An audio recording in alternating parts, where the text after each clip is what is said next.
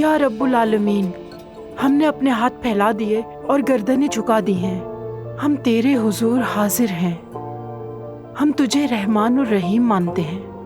ان ہاتھوں کو مایوسی کی آگ سے نہ جلانا میرے رب، ہمیں قرآن کے راستوں پہ چلنے کی توفیق عطا فرما، ہم سب کو ہدایت دے میرے رب، ہمارے تمام صغیرہ و کبیرہ گناہوں کو معاف فرما میرے مالک، آمین۔ ہماری جھولی ایمان سے بھر دے، یا اللہ اپنی تمام رحمتیں ہم پر نازل فرما۔ یا میرے اللہ، ہم گناہگار ہیں، ہماری توبہ کو اپنی بارگاہ میں قبول فرما، آمین۔ ہمارے اٹھے ہاتھوں کو اپنی بارگاہ سے خالی مت لوٹا۔ آمین۔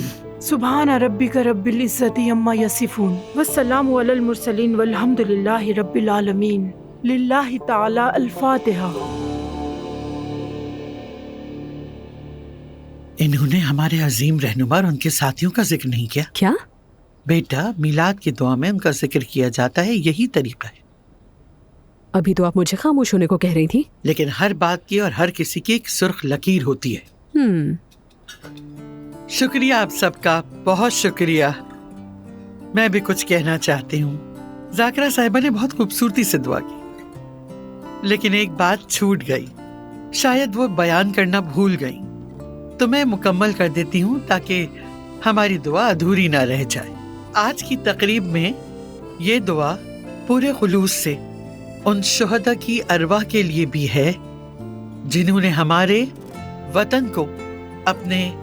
وطن کو پاک خون سے سیراب کیا اور ہماری اس سرزمین کو جنت کی طرح خوبصورت اور حسین بنا دیا، اور ان بزرگوں کی ارواح کے لیے جن کے نام تاریخ میں محفوظ ہیں، غازی مصطفیٰ کمال اتاترک اور ان کے رفقائے کار کی ارواح کو ہدیہ کرتے ہیں۔ اللہ ہماری اس دعا کو قبول کرے، آمین۔ للہ تعالی الفاتحہ۔